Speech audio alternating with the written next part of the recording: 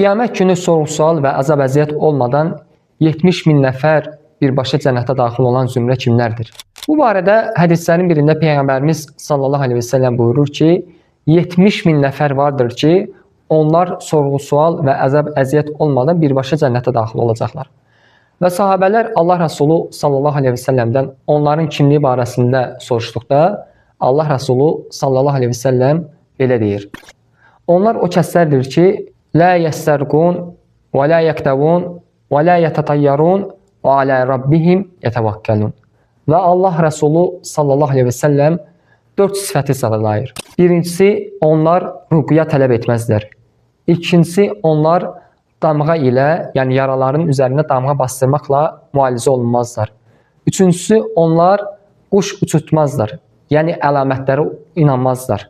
Dördüncüsü isə yalnız Rəbbinə təvəkkül edərlər.